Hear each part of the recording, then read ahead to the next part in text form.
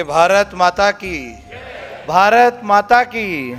देखिए उत्सव जी बोल रहे थे तो आप जोर बोल रहे थे, ऐसा मत करिए। उत्सव जी भारी है तो आप उनको भारी आवाज में बोलेंगे।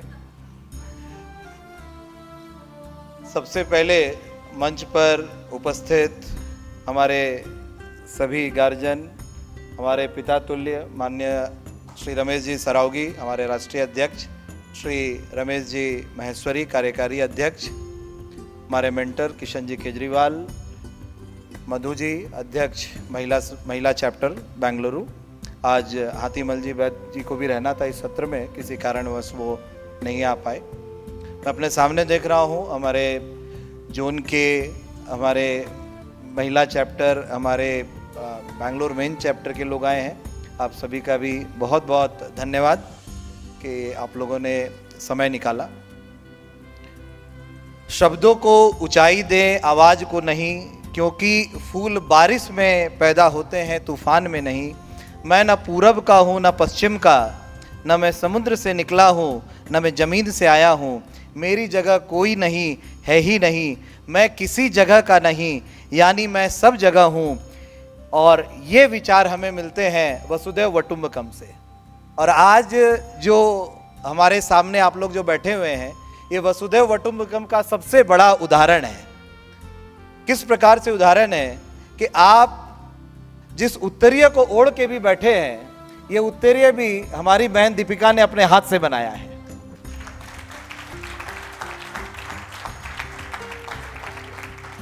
आज हमारे 150 से, दीपिका एक बार आ जाइए, हमारे 150 से अधिक डेलीगेट्स जो यहाँ पर समय से पहुँच पाए, इसके लिए पूरी बेंगलोर युवा टीम को जोरदार तालियों से आप धन्यवाद दें कि एक एक व्यक्ति को एयरपोर्ट जाकर, और यहाँ का एयरपोर्ट कुछ कलकत्ता जैसा नहीं है कि जो 15 मिनट और आधे घंटे में पहुँच जाएं।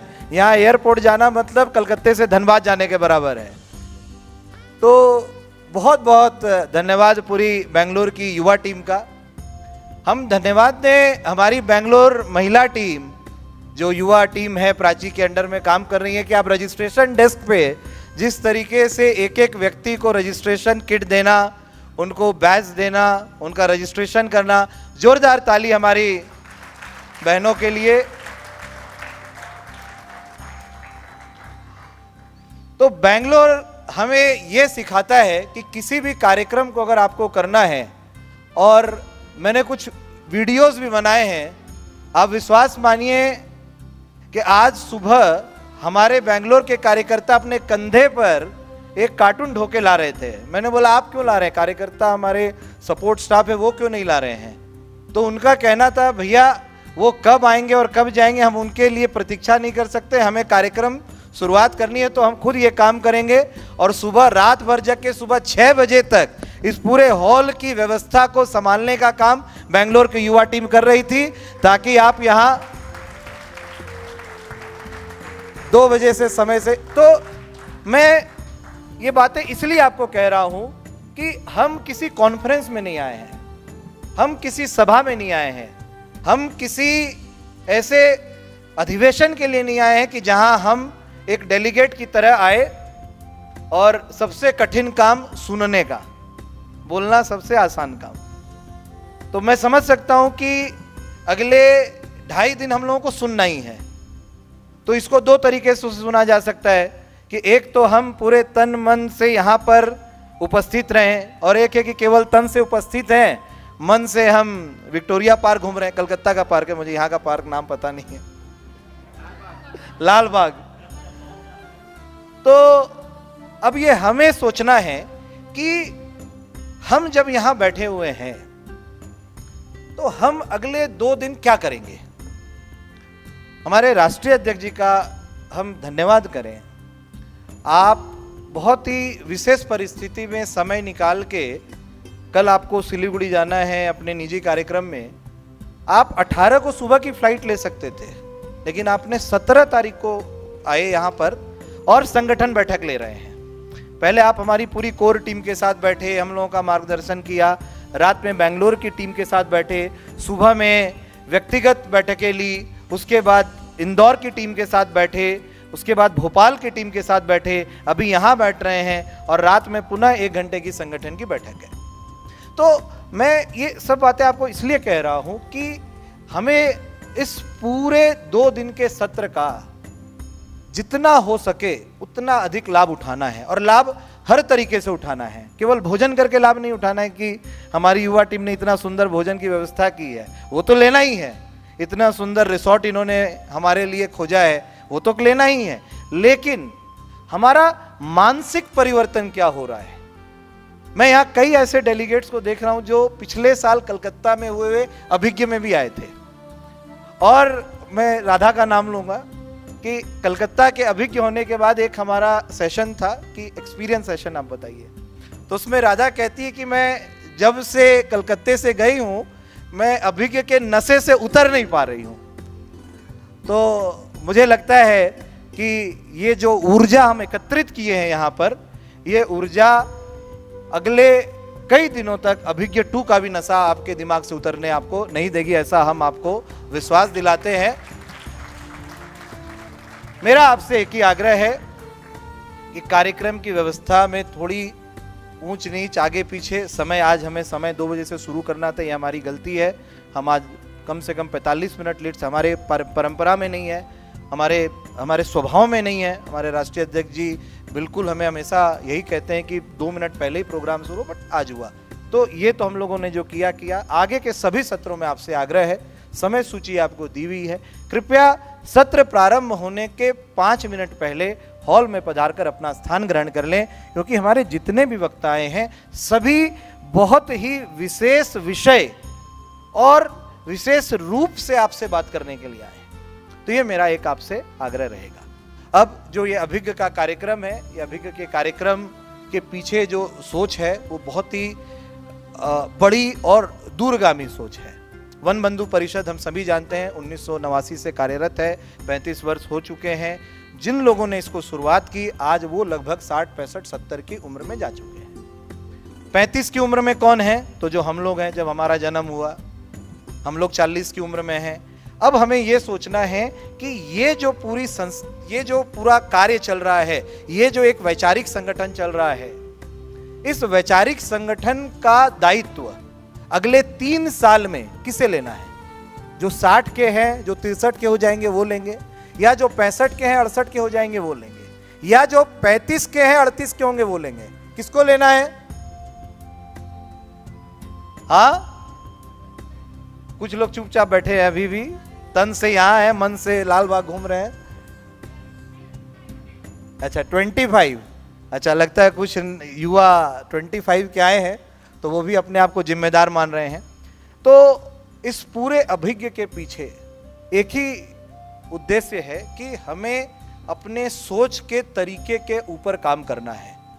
क्या सोच के तरीके का? हमारी सोच क्या खराब है? आज सब यहाँ, अपर्णा जी IITian है, उनके साथ भाई साहब आए हैं, नाहर जी, वो IIM कोझिकोड से आए, बोलेंगे हमारी सोच खराब है नीरज जी, हम तो 1 नंबर सोचते हैं, तभी IIM कोझिकोड में गए।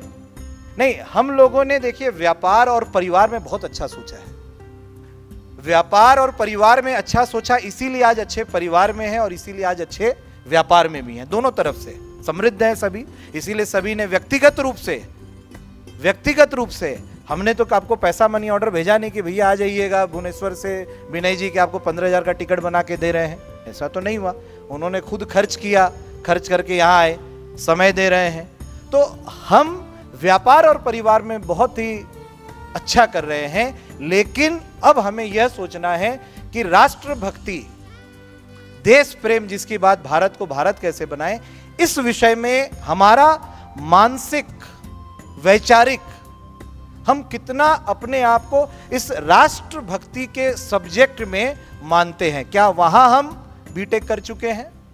क्या वहां हम MBA कर चुके हैं? यह हमें सोचना है। और जितने भी विषय हम रख रहे हैं, ये आपको इन्हीं राष्ट्रभक्ति से जुड़े हुए विषय से ही आगे आपको जुड़ने के लिए प्रेरणा देंगे। आज जो सत्र है, दिग्विजय जी का सत्र है, दिग्विजय जी पीछे बैठे हुए हैं। आहुति 9 साल की बच्ची हम लोगों को गुरुकुल सनातन शिक्षा के ऊपर बात करेंगी। कल गीता के ऊपर मीना जी आ रही हैं,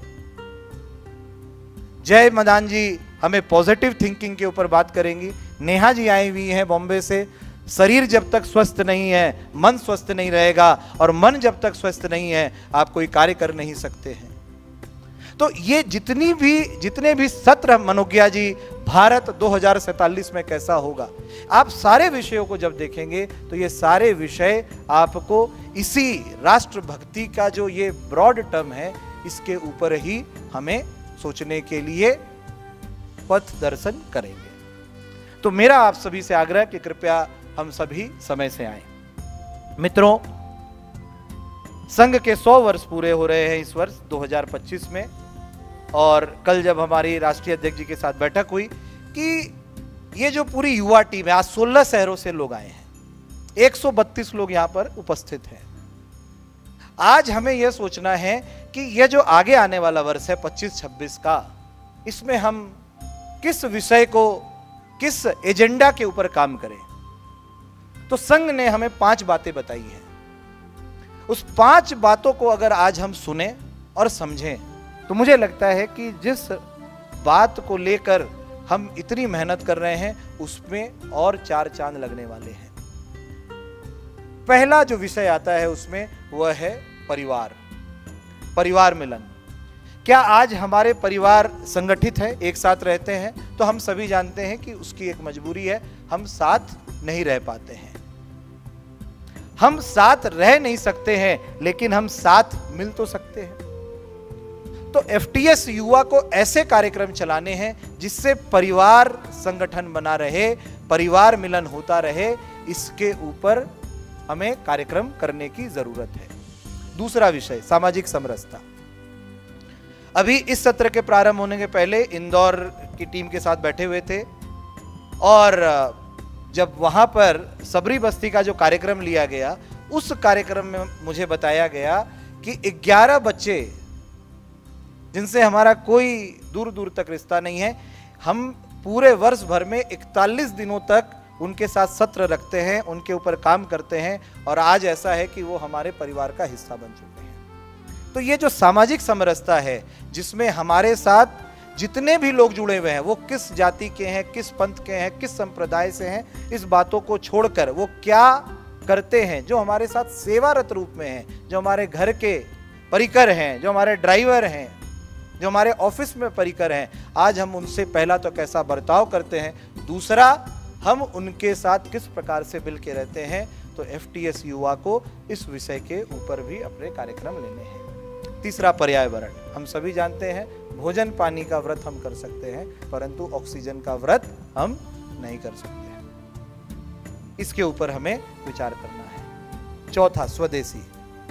आज हम लोगों का कॉन्सेप्ट था कि भाई सभी को कुर्ता पजामा, बहनों को साड़ी, माताओं को साड़ी, तो हम सभी पहन के आ गए, परंतु जब हमारा नॉर्मल लाइफ रहता है तब हमें कोई कहे कि डेली आप ऑफिस चले जाइए कुर्ता पजामा पहन के, हम नहीं जा सकते हैं। ऊपर से नीचे हमारे सारे ब्रांडेड क्लॉथ रहते हैं। हमारे जीवन में आप घड़ी ले लीजिए, हमारे जीवन में गैजेट्स ले लीजिए, टेक्नोलॉजी ले लीजिए, हमारे जीवन में भोजन ले लीजिए, हमारे जीवन में भजन ले लीजिए, हमारे जीवन में वेशभूषा ले लीजिए, सभी में आज विदेशी कंपोनेंट आपको दिखाई देंगे। तो हमें यह सोचना है कि तुरंत तो हम किसी चीज को कर नहीं सकते, लेकिन क्या आगे आने वाले समय में हम इसको बदल सकते हैं। और पांचवा, नागरिक कर्तव्य। नागरिक कर्तव्य एक ऐसा विषय है जिसका बोध अगर हमने अब नहीं किया, आप विश्वास मानिए ऐसी ताकतें आपके पीछे पड़ी हैं, और ऐसे बहुत सारे उदाहरण हैं। आज पार्लियामेंट ने 370 का बिल पास किया, हम लोग क्या रीड करते हैं। वक्फ कानून अभी अभी पास हुआ, हम क्या रीड करते हैं। आज देश में चुनाव होते हैं, म्युनिसिपैलिटी लेवल पर चुनाव होते हैं, गांव में चुनाव होते हैं, हमारे पास क्या जानकारी है इसकी। आज सुप्रीम कोर्ट के जज कैसे चुने जाते हैं, हमारे पास क्या जानकारी है इसकी। तो ऐसे कई सारे विषय हैं जो एज अ सिटीजन रिस्पॉन्सिबिलिटी अब एज अ एफटीएस युवा मेंबर हम लोगों को जानने और समझने की जरूरत है। तो मुझे लगता है कि ये 2 दिन का सत्र जो रहेगा और ये जो 5 बातें मैंने कही हैं, अगर हम इसको सही तरीके से चिंतन और मनन करें तो मुझे लगता है कि कहीं ना कहीं जब अगले वर्ष हम अभिज्ञ 3 करेंगे तो हम अपने आप को और भी मजबूत स्थिति में पाएंगे। निश्चय ही जिस महान आत्मा के उत्सर्गमय जीवन ने राष्ट्र को तामसी निद्रा से जगाकर प्रबुद्ध भारत को जन्म दिया, ऐसे स्वामी विवेकानंद की प्रेरणा से चलने वाले उस वन बंधु परिषद के हम सभी सदस्य हैं। तो हमें यह निरंतर प्रयास करना है कि हम अपने आचरण से, हम अपने विचार से, हम अपने व्यवहार से किस प्रकार से समाज में एक उदाहरण प्रस्तुत करें। और हमने हमारे राष्ट्रीय कार्यकारिणी को ये कहा है कि हर शहर से ऐसे 11 युवा तैयार होंगे जो अपनी विचारधारा, अपने व्यवहार, अपने आचरण से आगे इस वन बंधु परिषद के कार्य को ले जाने वाले हैं। तो हमें इस 2 दिन के सत्रों में इन बातों का ध्यान रखना है। मैं माननीय पूज्यनीय सरसंघ चालक जी, हमारे कूप श्री सुदर्शन, वो एक बात कहते थे, और ये बात उन्होंने कब कही है? 2011 में। 2011 से भारत का भाग्य सूर्य संपूर्ण विश्व के अंदर चमकना शुरू होगा और भारत संपूर्ण विश्व को विश्व बंधुत्व का संदेश देकर एकता के सूत्र में गूंथने का प्रयत्न करेगा। लेकिन उसके पहले, ध्यान से सुनिए ये पंक्ति को, लेकिन उसके पहले आसुरी शक्तियां हमको नष्ट करने का अनेक प्रयत्न करेंगी। और हम सभी आज देख रहे हैं समाज में कि वो आसुरी शक्तियां दिन रात हमारे ऊपर लगी हुई हैं, लेकिन उससे हम डरने वाले नहीं हैं। कभी एक थे हम, हुए आज इतने, नहीं तब डरे तो भला अब डरेंगे। विरोधों के सागर में चट्टान है हम, जो टकराएंगे मौत अपनी मरेंगे। लिया हाथ में ध्वज कभी न झुकेगा, कदम बढ़ रहा है कभी न रुकेगा। न सूरज के सम्मुख अंधेरा टिकेगा, कि निडर है सभी हम, अमर है सभी हम। कि सर पर हमारे वरद हस्त करता, गगन से लहराता भगवा हमारा, गगन से लहराता भगवा हमारा।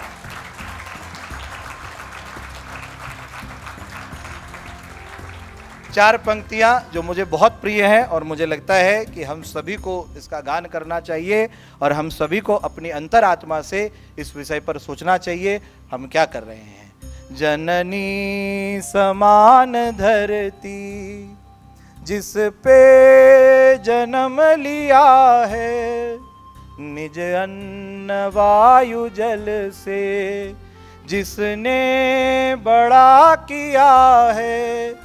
जीवन वो कैसा जीवन, इस पे अगर नवारा, भारत हमारी माँ है। भारत का रूप प्यारा, करना इसी की रक्षा, कर्तव्य है हमारा। भारत हमारी माँ है। बहुत बहुत धन्यवाद।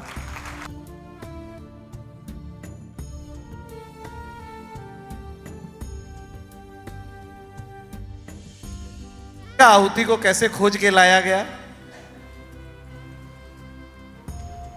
अच्छा, सही खोजा कि नहीं? देखिए, यही हमें करना है।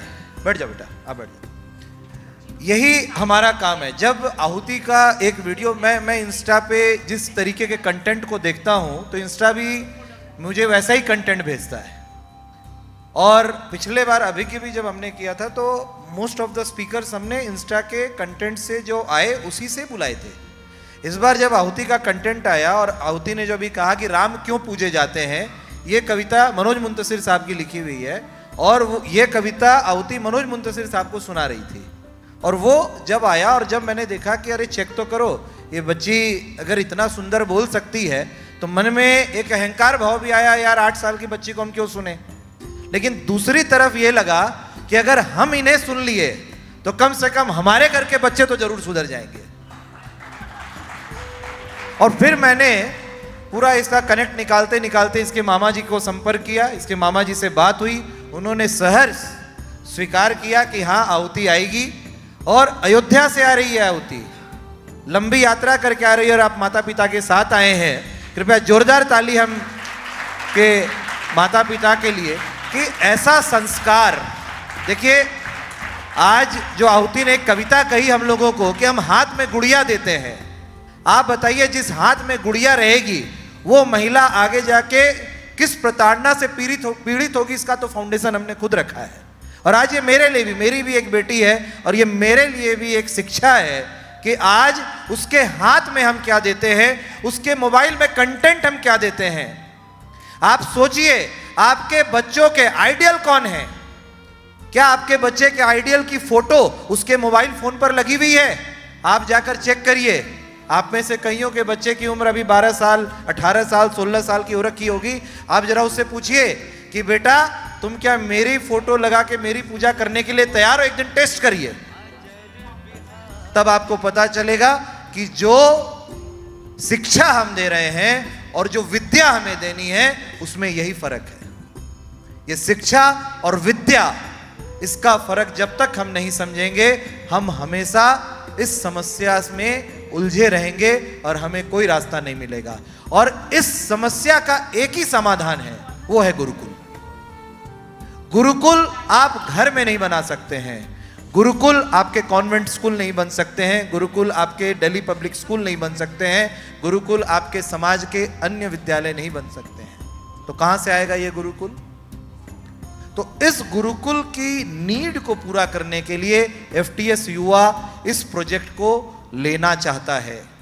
और जो प्रयोग अभी अभय ने किया कलकत्ते में, जो प्रयोग कलकत्ते में हमने किया, मैं उसका केवल एक उदाहरण आपको देता हूं। आप समझ जाएंगे कि एक छोटे से प्रयोग का क्या प्रभाव होता है। मैंने अपनी बेटी को भी उस क्लासेस में डाला, 4वीं या 5वीं क्लास होगी, 4थी होगी क्लास। मैं बैठ के भोजन कर रहा था, वो आई और पहला स्टेटमेंट वो मुझे कहती है कि पापा, मुझे पितृ ऋण पूरा करना है। मैं वहीं कुर्सी से गिर गया, बोला बेटा भी जिंदा है पापा। इतना ऊंचा ज्ञान कहां से मिल गया बेटा तुमको?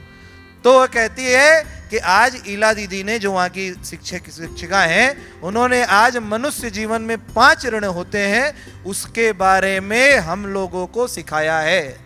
देव ऋण, गुरु ऋण, भूत ऋण, मातृ ऋण, पितृ ऋण। और उसने फिर मुझे, तब मैं ये सोचने लगा कि अगर आज इस छोटी सी शिक्षा से इस 6 साल की बच्ची में ये प्रभाव है, तो आप ये सोचिए। और एक और बात, इस गुरुकुल क्लास को चलाने के बाद जो अनुभव हुआ, इनफैक्ट एक सेशन में गौरव जिसके सेंटर में हम ये करते हैं, उसका बेटा भी उस क्लास में था, उसने ये कहा कि भैया, मुझे अब ये लग रहा है कि जितने श्लोक मेरे बेटे को आते हैं उतना श्लोक तो मुझे भी नहीं आता है।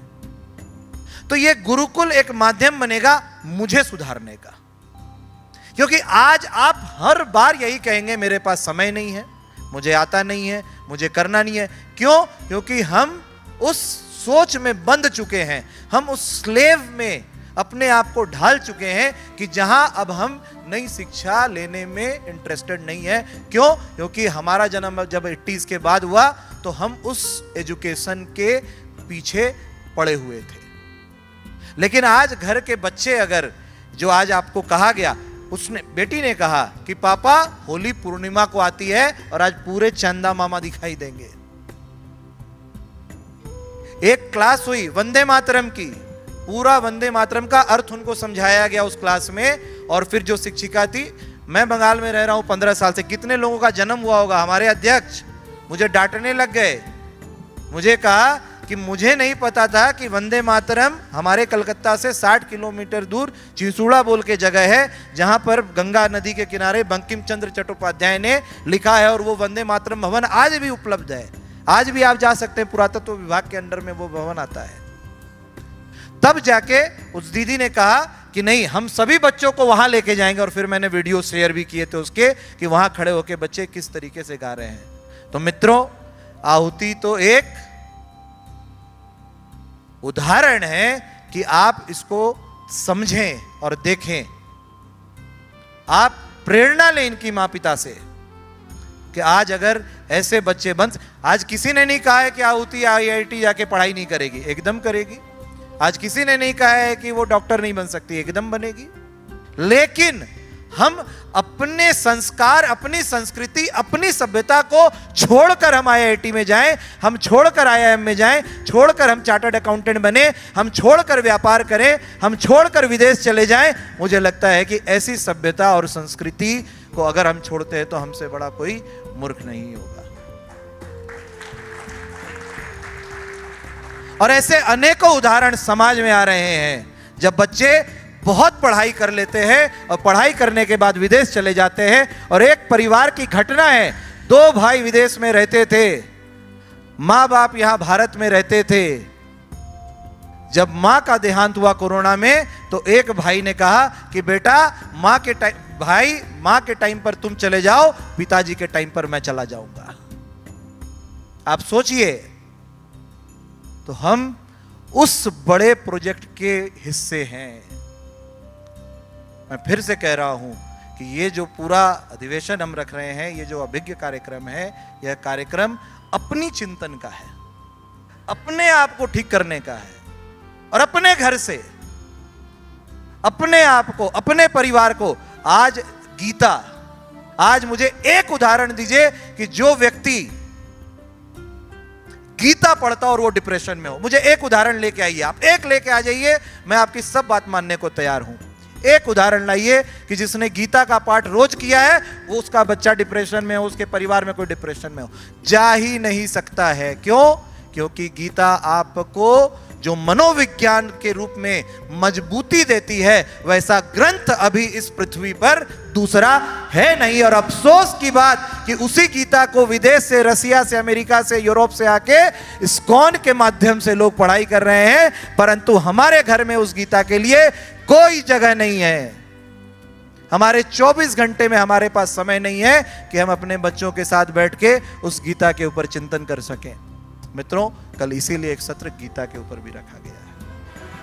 तो एक सत्र बहुत सोच सोच के हमने रखा है, और बहुत ही उसका जो मीनिंग है वो हमें यहाँ से लेके जाने की ज़रूरत है। और मुझे लगता है बेटी, तुमको बहुत बहुत बधाई हो, आपके माता पिता को बधाई हो।